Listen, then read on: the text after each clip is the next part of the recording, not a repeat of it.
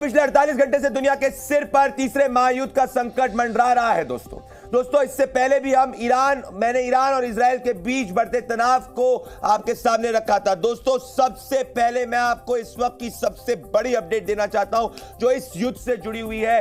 और दोस्तों इस वक्त की 5 बड़ी अपडेट आपके टेलीविजन स्क्रीन पे। दोस्तों ईरान पर जवाबी हमले की तैयारी कर रहा है इजराइल, पहली बात। दूसरी, इजराइल में वॉर कैबिनेट की बैठक शुरू हो चुकी है।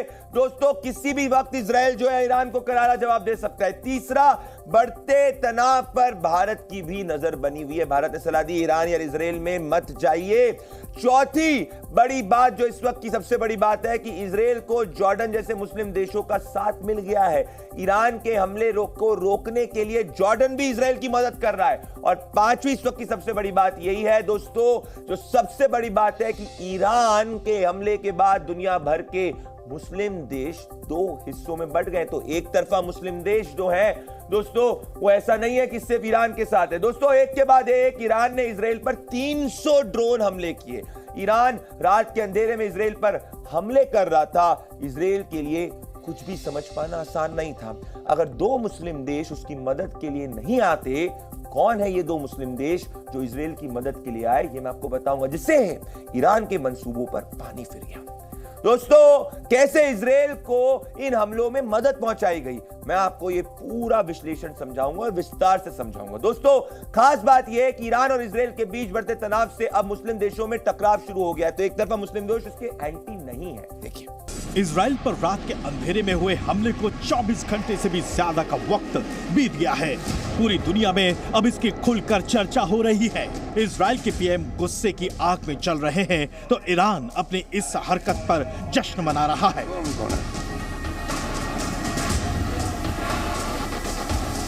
इजराइल की सेना करीब 7 महीने से गाजा के मैदान में भी युद्ध लड़ रही है। मुस्लिम देशों की आंख की किरकिरी बन चुके इजराइल को शायद ही कोई मुस्लिम देश साथ देने की सोचता हो, लेकिन जिस तरह का हमला ईरान ने इजराइल पर बोला है उसके बाद अब मुस्लिम देश दो फाड़ दिखाई दे रहे हैं। ईरान के हमले का मुस्लिम देश समर्थन कर रहे हैं तो कुछ मुस्लिम देश ऐसे भी हैं जिन्होंने ईरान के हमले की निंदा की है। इनमें सबसे बड़ा और पहला नाम है जॉर्डन का और दूसरा सऊदी अरब। खबरों के मुताबिक जॉर्डन ने जो इजराइल के हमले के वक्त मिसाइलें न केवल तैनात की बल्कि ईरान के हमले को नाकाम करने के लिए भी अपनी महत्वपूर्ण भूमिका निभाई। अब आप ये तस्वीर देखिए कैसे यहाँ आसमान में उड़ती हुई मिसाइलें दिख रही हैं। लोग घबराए हुए हैं। दावा किया गया है कि ये वीडियो जॉर्डन की राजधानी अम्मान के पास तैयार किया गया है।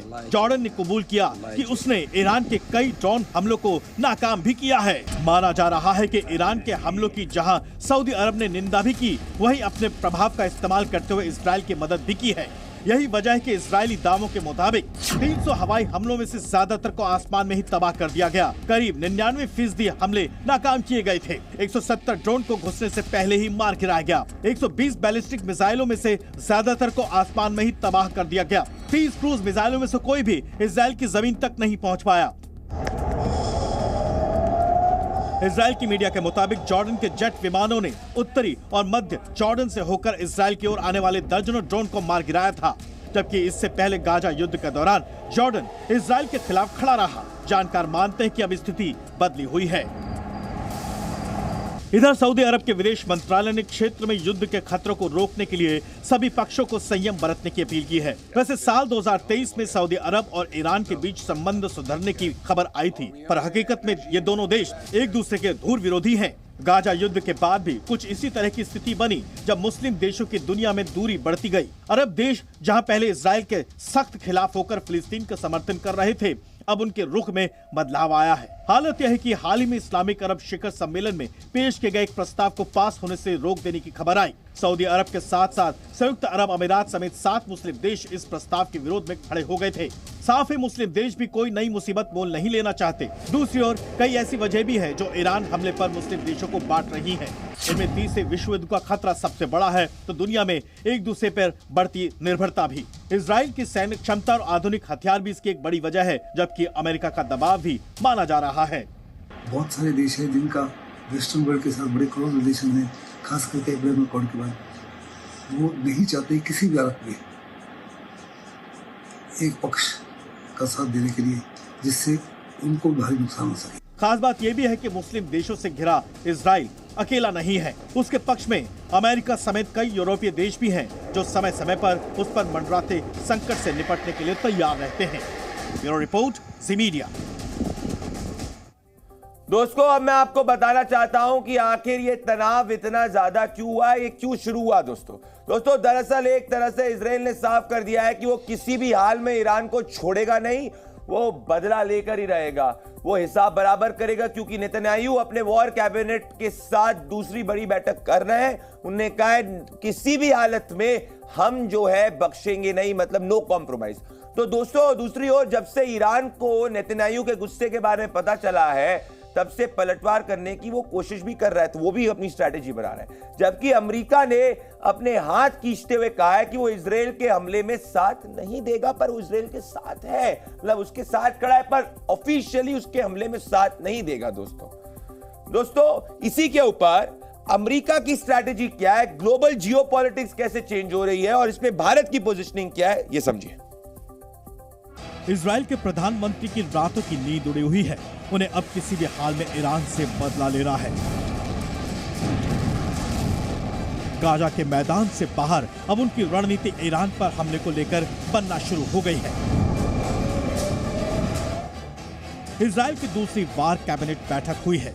उन्होंने अपने देशवासियों से वादा कर लिया है कि वो सही समय पर ईरान को सही जवाब देंगे।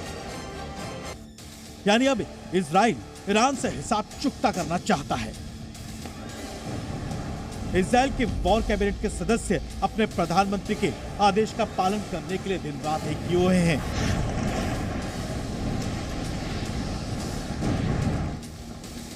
दूसरी ओर ईरान भी चौकन्ना होकर इजराइल के खिलाफ भड़काऊ बयानबाजी कर रहा है। इजराइल को फिर हमले की धमकी दे रहा है।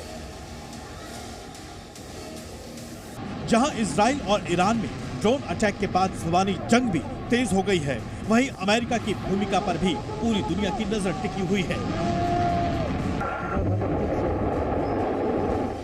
यहां अमेरिका के राष्ट्रपति जो बाइडेन अपने सैनिकों की पीठ थपथपा रहे हैं, क्योंकि उन्होंने इजराइल पर हुए हमले को रोकने में सफलता हासिल की। लेकिन उनकी सरकार ने यह भी साफ कर दिया है कि उनके देश के ईरान के साथ युद्ध की कोई मंशा नहीं है। अमेरिका अब ताजा हालात पर नजर बनाए हुए है। अमेरिका लगातार तुर्की के संपर्क में है, जबकि जॉर्डन और सऊदी से भी अमेरिका के विदेश मंत्री के साथ संपर्क में है, ताकि तनाव को कम किया जा सके।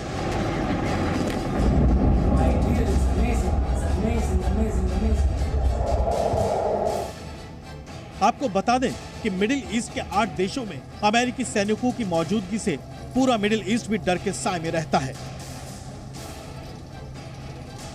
दोस्तों मुख्य बात यही है कि जैसे रशिया और यूक्रेन के बीच में प्रधानमंत्री नरेंद्र मोदी ने मध्यस्थता ऑफर करने की बात कही थी, इसी तरीके से अब ईरान और इजराइल के बीच में भारत जो एक वर्ल्ड पावर है, क्या वो इन दोनों को डिप्लोमेटिक टेबल पे कुछ समय बाद बैठा सकता है और इनको सॉल्यूशन पे ला सकता है। दोस्तों इसमें रूस में इजराइल की राजदूत सिमोना ने कहा है कि इजराइल को उम्मीद है कि रूस कल रात इजराइल के खिलाफ ईरान के हमले की निंदा करेगा। दोस्तों अगर ऐसा हुआ तो नहीं है, बल्कि रूस की विदेश मंत्रालय की प्रवक्ता ने इजराइल को आईना दिखाते हुए पूछा कि सिमोना मुझे याद तो दिलाओ जब इजराइल ने रूसी क्षेत्रों पर कीव शासन द्वारा किए गए एक भी हमले की निंदा की हो। ना तो आपको पता है, ना ही मुझे याद है। मतलब दोस्तों रशिया खुल के इजराइल का समर्थन नहीं कर रहा है, क्योंकि रशिया यूक्रेन में, इजराइल खुल के रशिया में नहीं आया था। तो ये पूरे जियोपॉलिटिक्स में अगर एक देश है जो ईरान और इजराइल के टेंशन्स को डीएस्केलेट कर सकता है कुछ समय बाद, उस देश का नाम है भारत और उस नेता का नाम है प्रधानमंत्री नरेंद्र मोदी, जिनके दोनों इजराइल और ईरान के साथ में संबंध बहुत मजबूत है।